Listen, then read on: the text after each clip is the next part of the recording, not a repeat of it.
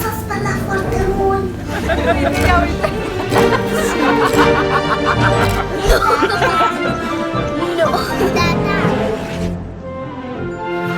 Hei, salutare familie! Bine v-am găsit la un nou vlog. Noi suntem familia Mateș. Ai murdărit camera? Hai că o ștergem imediat. Da, îl avem aici pe personajul principal de astăzi, pe Amza. Are aproape 5 ani, Amza. Stai mă, tati, vino aici. Vino aici, lasă acolo, o ștergem după aia. După aia avem acolo prin colțul din stânga pe Melissa, o avem pe Scarlett, pe Sara și pe străbunica. Ia uite. Mă iubesc. Bun, hai să mergem sus. Da, hai sus! Tu ești rotund de la față, mamica e mai... Dar ea e din cauza că... N-a mâncat când a fost mică. Este a treia oară când mă spăl pe dinți. N-au făcut mă pun de sus.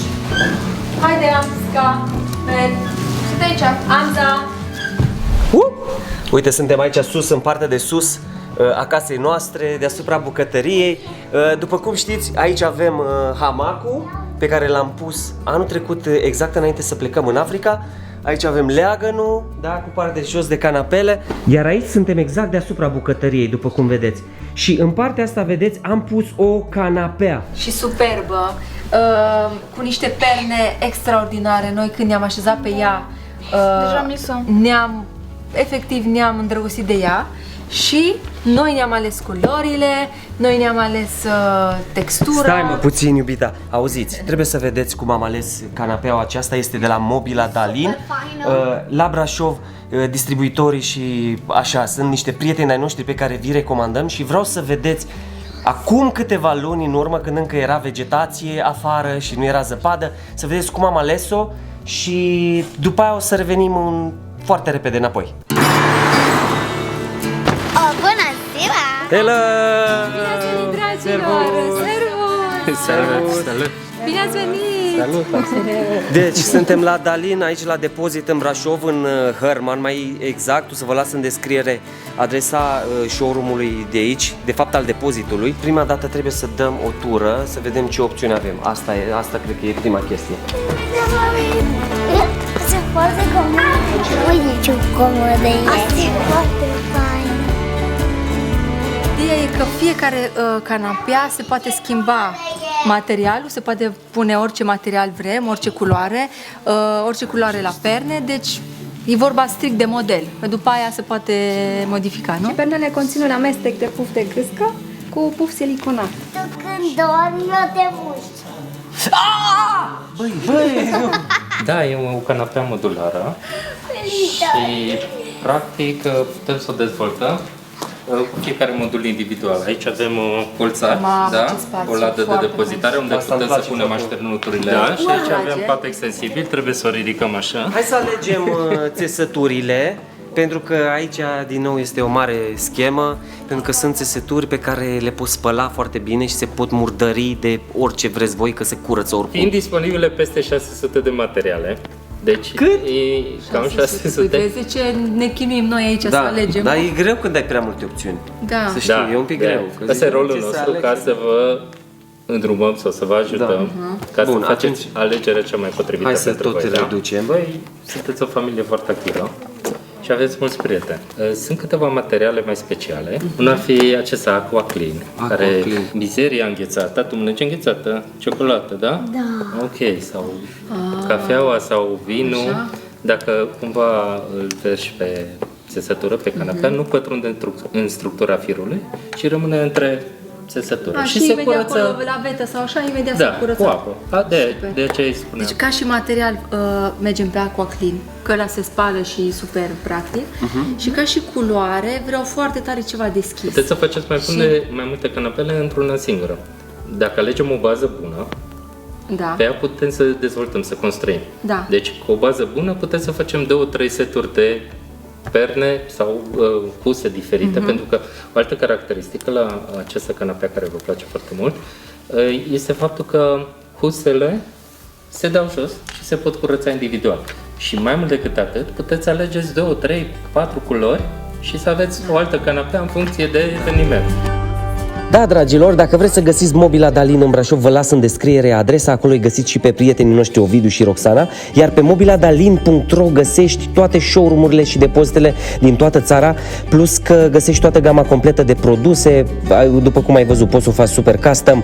Noi am avut nevoie de canapea și de scaune pentru dining, dar acolo găsești toate produsele. Gata, răspuns final. Ca bază, Nano 01 Easy Water Clean. Ok, hai, mai stăm câteva secunde să vedem cât de greu a fost să o montăm și revenim la Nașterea lui Amza. E pentru pe terasă, dar mai întâi o punem sus. Cât de tare e! Faină e! E mare! Vezi ce frumoasă sunt. Cât de răsă? Ioi, ce fain se face! Wow! Ăsta n-ai nevoie de școală ca să înveți cum să folosești. Asta e un capcan. Ia uite cum o bagă de desubt ăsta, iubita. A venit Călilă cu pernele. Mulțumesc, tata! Ce mă ajută el, mă. Nu știu dacă v-am spus, canapeaua asta este și extensibilă și am folosit-o la maxim perioada asta, iar ucrainenii au putut, câțiva dintre ucraineni au putut dormi și pe ea și au zis că au dormit foarte bine. A fost foarte folositoare, chiar a fost. Foarte folositoare și am mai ales încă un rând de fețe de pernă pe care le pot schimba și le pot spăla și astea sunt cu fermoar. Uite, sunt cu fermoar.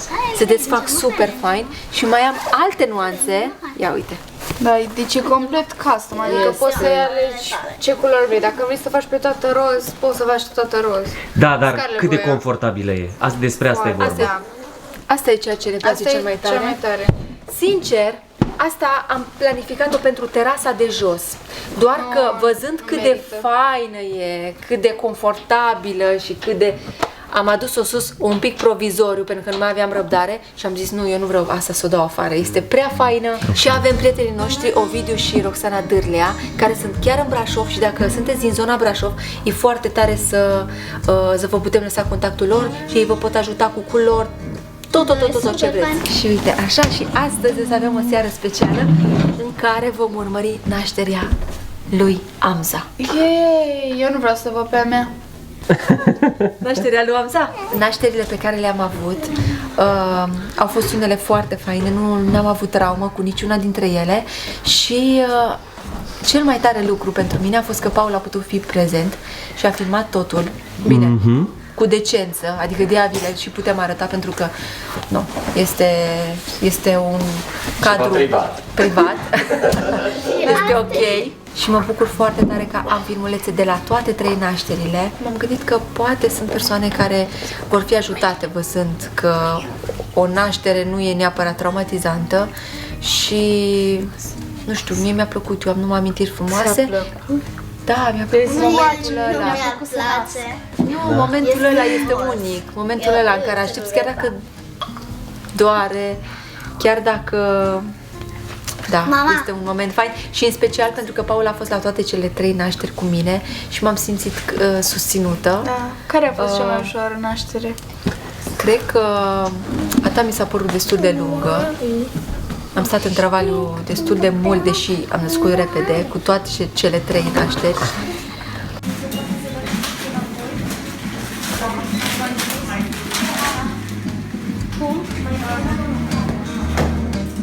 Mama, de ce făceai așa? Mama, n-am erat deja. Ce? Nu prea mai vreau copil.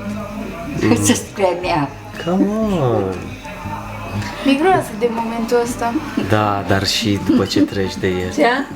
N-are cum să-mi scoată După ce bebe. coltesc că mi-ai. Să mă adoarmă. N-are cum. Să te adoarmă? Da. Poți să faci cezariană, dar... Să-mi strice burta. Na, păi vrei și fără să stricat burta? Da, să-mi apese pe burtă să iasă când în timp ce dorm. Nu știu. Da.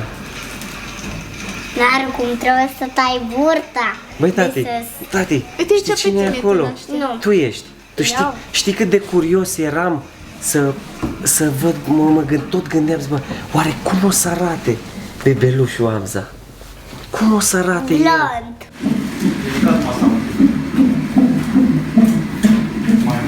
Epidurala este o injecție în coloană pe care am făcut-o la toți cei 3 copii pentru că mi-a fost frică să simt durerea maximă, deși am simțit contracțiile, am simțit durere, mai ales la expulzie atunci când iese bebelușul, am simțit toată durerea, doar că este foarte scurtă și nu e epuizantă, cum am mai auzit că stai în travaliu câte 20 de ore și după aia trebuie să ajungi să naști și să scoți bebele și nu mai ai nicio putere, pentru că după atâta durere și atâta...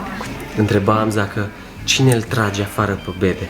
Păi tati, mama așa e când ajunge la momentul de naștere, are acolo, îi se face burta, așa îi se întărește burta și îi vine să dea bebele afară. Și doctorul, uite, este ăla îmbrăcat în albastru, care îl stă acolo, vede și... Da. Exact, bărbat, da. Da, Și... de ce bărbat? De ce bărbat? Pentru că așa l-a ales mami pe doctor. Era bun? De parcă mă caca! Zici că joacă tenis? Ia uite, stai, ia uzi, ia uzi!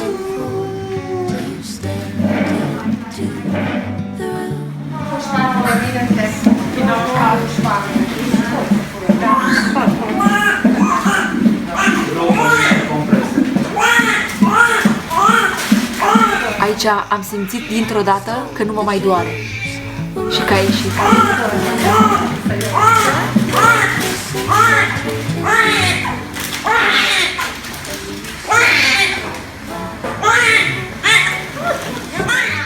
Și că a ieșit. A ieșit bebele bunii. Ia uite-l! Bebele bunii. Ia uite-l!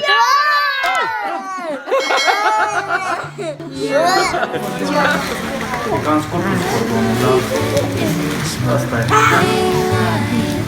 Bine ai venit! Bine ai venit!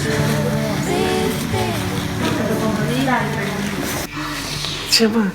Plângea mama. De ce era Dar tu filmai ceasul în timp ce Eram abia curios, ieșit? eram curios la ce oră. M-am dat pe partea cealaltă. Și le-a dat imediat, dar nu ne dădea imediat. Nu? Now I can't be the one to call in the wind, and I smile.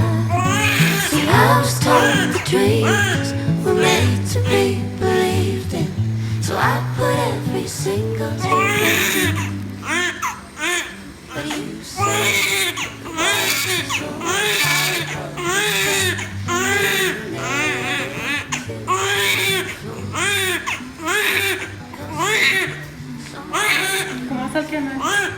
Amza. Acum se lasă și terapie, dacă vrei să-l pui direct pe piept, să Uite, stai. mama plângea. Îți plăcea? Da. Mama, Eram fericită, dar... eram copleșită de emoții. Da. Și- O să vă zic ceva sincer. Când Amza abia s-a născut și așteptam poze, vă zic sincer, mi se părea urât. Era, nu știu, aveam 10 ani, ceva de genul 9 jumate și mi se părea urât. Eram, tata, de ce Dar n-am plângea? zis, asta credeam doar în mine, știi, că mi-era rușine așa, dar acum nu. Gen față de alți bebeluși, eu cred că era mai urât decât atât. Nu, erai superbă. Dar bebe mic, mic. Bebe mic, da. Ce Mâinile bebeluș de bebe scumpic sunt cele erai. mai drăguțe. Când te-am văzut așa de frumos, mi s-a părut că ești. Tata, vreau să văd încă o dată de la început cum m-a spus Da? că n-am văzut. Eu nu. Nu. Ia uite. Ia uite, tati, vezi? Tu ai acolo cordonul umbilical, e ca un furtunaș prin care ai primit mâncare cât timp erai în burtică.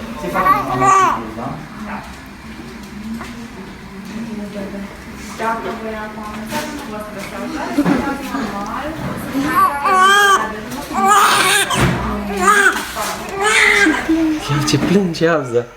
Ai plâns direct. Direct ai plâns, l-ai plâns de campion. Campionii plâng așa Chiar că repede. plâns direct. Da. Ia uite-l.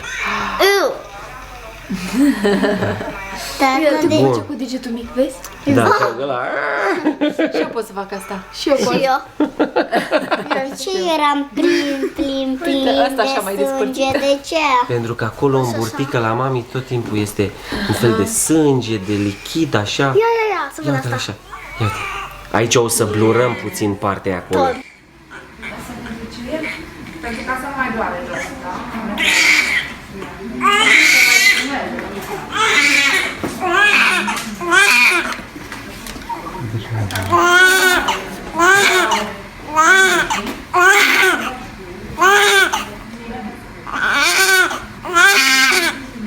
Ia bebe. Măi tremură. I-a fost tăiat încă... Tata, ce e ăla de acolo? Ăla este, ți-am Iau, zis, te-ai crezut. cordonul prin care... și după aia urma cordonul să-i prin taie. care tu Uite, l-au mâncai. perforat. 150.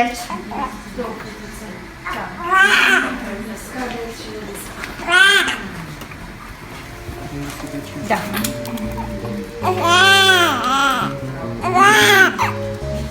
Exact ca scarne.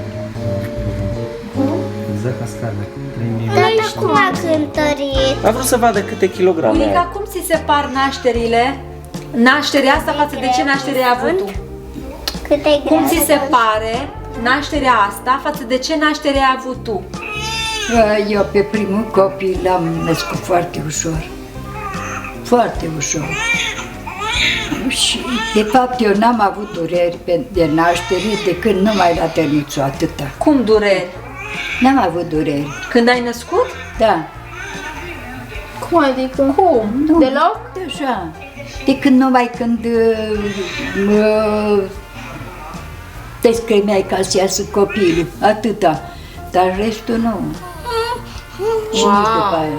Da, eu am născut așa ușor. Se mirau femeile. Mult face mișcarea și eu am muncit până în ultimele clipe. Și se mirau. Eu am intrat, am născut, tatăl se chinuia de 2-3 ore și nu... Eu am născut și am plecat. Ia uite, asta vine și pleacă și noi stăm și ne chinuim aici.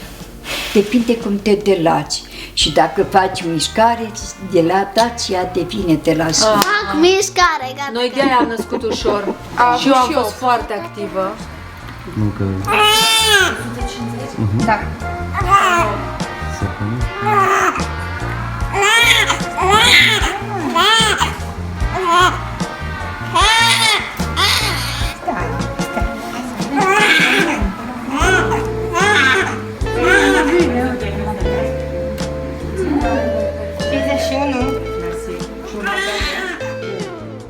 Uite că sunt blond. Nu erai blond, mami. La primul, îl nășteam singur în pat. Dar am fost prea mică jos și n-avea cum să iasă capul copilului. Și moașa s-a dus să doarmă, că era noapte, și a zis, când simți că trebuie să nasci, să mă chem.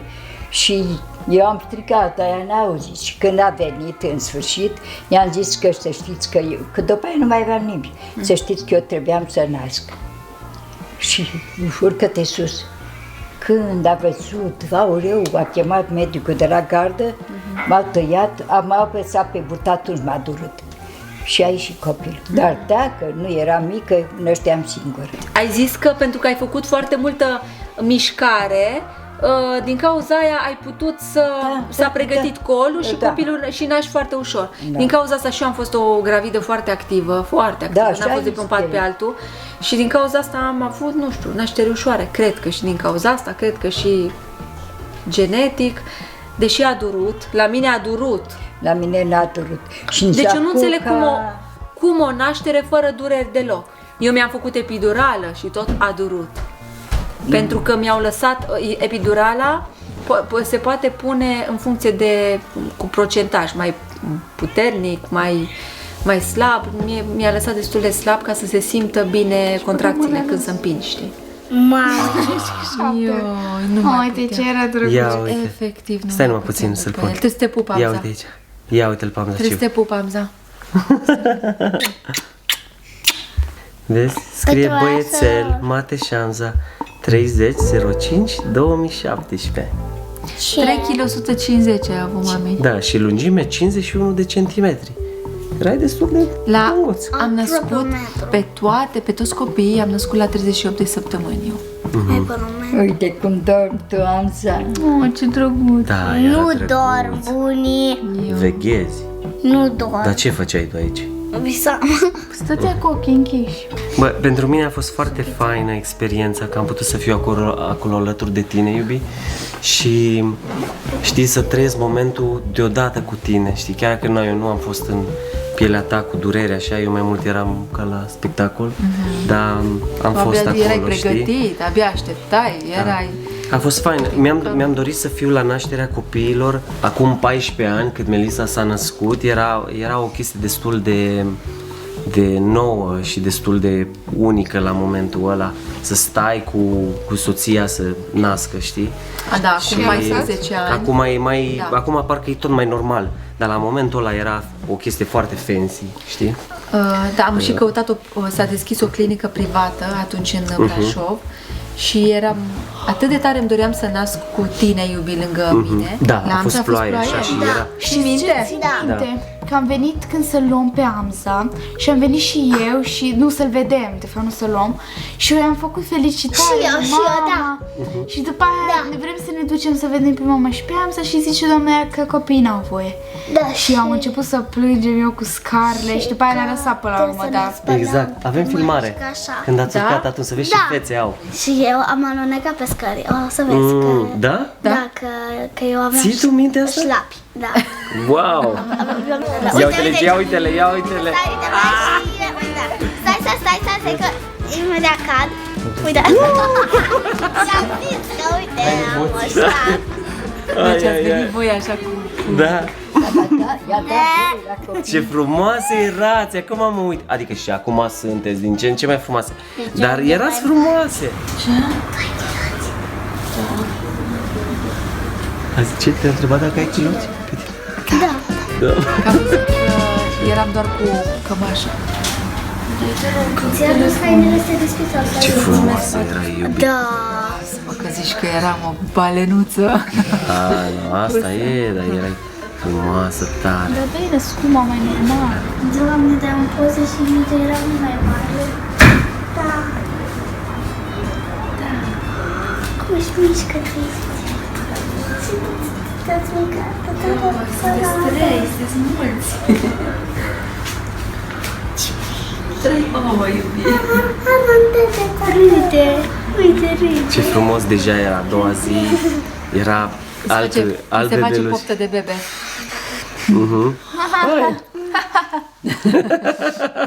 Ce glumă bună.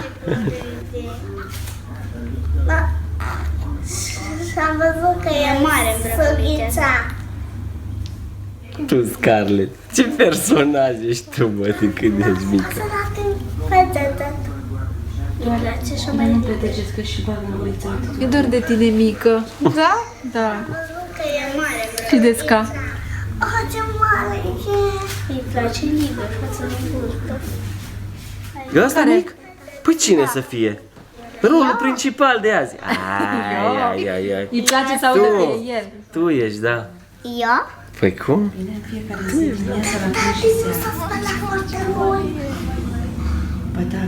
Nu s-a spălat foarte mult.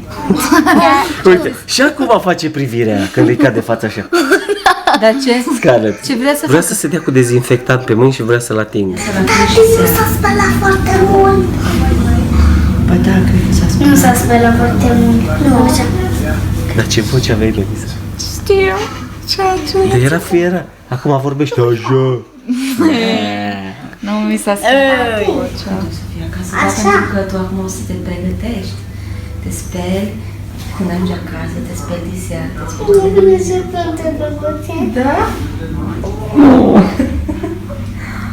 Da, mamă. Mamă, Scarlett are gesturile, mă, la fel. Aceleași gesturi le are. Tu.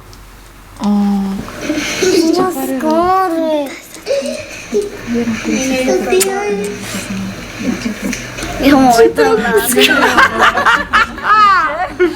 Scarlett, da, cu spui. Ce mânuță, Scarlett, Ce tată erai. Băi, ce mânuțe slăbuțe, Scarlett. Și cum le ține așa, parcă e T-Rex. T-Rex, uite T-Rex. Uite, ia uite.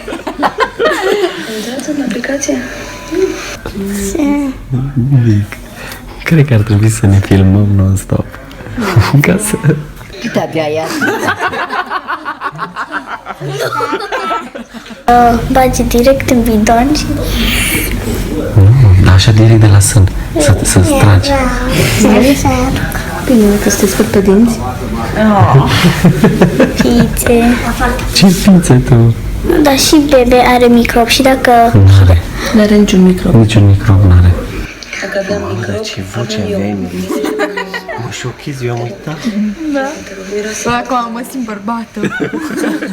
Uite-le, Scarlett cu brățara aia la gât. Mă, atâta e, mi-ai purtat brățara aia la gât, îți făcea gâtul lung. Uite-le, uite-le. Ia uite-l. Prima băieță.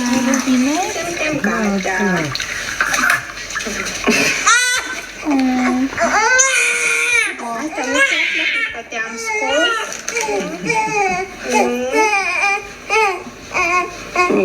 Tata, cine i-a făcut baie? Acolo, asistenta.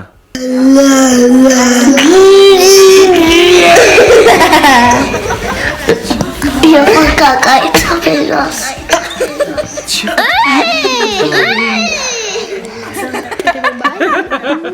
Ce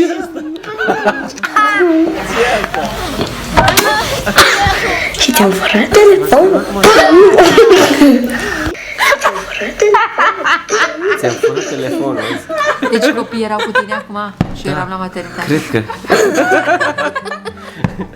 Astea sunt următoarele filmări care urmează. Iubita, felicitări, mi-ai oferit niște copii extraordinari. Nu eu. Nu tu, bineînțeles că Domnul, da, știi, prin tine. Acum, noi te onoram pe tine. Da, mă, mersi că m-ai născut. Da. Deci că e 8 martie. Amza, da pe tine nu. Ce mare te-ai făcut. Pe cine ai născut cel mai ușor? Asta am întrebat-o și eu. Cred că pe Amza. Da. Dar și pe Scarlett. Și pe mine, nu? Și pe tine un pic mai greu față de... Poate puțin mai lung. Da, era prima naștere. Da. Mă bucur că s-a putut să fiu prezent acolo. Când eram așa adolescent, vedeam numai în filme, știi, la americani, că năștea femeia și punea așa și bărbatul tăia cordonul, el acolo. Da, da, era de film. Stai aici, tati, că vorbesc despre ceva. Tata, cordonul se taie. Da, se taie cu foarfeca. De ce? Și pe altul ăla. Păi altfel rămâi lipit de mami prin cordonul ăla. Noi am fost lipiți amândoi printr-un cordon umbilical. De ce? Pe acolo prin cordon, păpai tu, veneam în cărica. Cred că a fost util, chiar dacă mă simt foarte penibil să mă văd așa și mi se pare că e parcă un pic prea vulnerabil. Da, nu, ești orice femeie care naște un copil e o eroină. Da, și sunt și videouri din alea, adică dacă veni tu cu camera, cu aparatul, găseai un cadru mai drăguț, era diferit puțin față de un cadru pe care l-am filmat special pentru noi. Și... Nu mă gândeam niciodată că o să ajungă pe internet. Exact. Eu cred că era numai... L-ai filmat așa, dar de fapt tu nici nu te uitai prin cameră, te uitai să vezi chiar cum se întâmplă și nu știu, stăteai numai așa. Și iar, nici eu nu mă gândeam cum să arăt, cum să... Deloc nu mă interesa chestia asta, dar cred că sunt persoane dintre voi cărora le util videoul ăsta și vedeți că nu este un capăt de țară să nașteți natural, chiar dacă este epidurală, este natural, este pe cale naturală, copilul vine așa cum a fost menit să vină și nu este atât de greu, din contră, am auzit tot felul de povești cum că cu cezariana e recuperare grea. Eu îmi doresc ca tine. Îmi doresc ca tine să nasc adevărat. Adică adevărat, cum se zice? Să nasc natural. Adevărat, se zice. Să nasc natural. Să fiu așa ca tine. E extraordinar să fim părinți, este extraordinar să avem frați. Da, deci cei care sunt tineri, cred că video ăsta a fost așa încurajator și poate vă face poftă de bebe. Tineri? Și poate o să vreți să vă arătăm și video cu Melisa, cu nașterea Melisei. Mi-e mai puțin frică de aia, că nu știu, poate o să mi se pare ușor să mă văd așa bebe și cum ies de la mama din burtă. Măi, să știi că pe filmarea nu ta... suntem pregătiți pentru aia. Pe filmarea ta e mai necenzurată. Filmarea ta e mai necenzurată. Da, nu avem cum să o punem. Da, nu o să o punem, dar o am.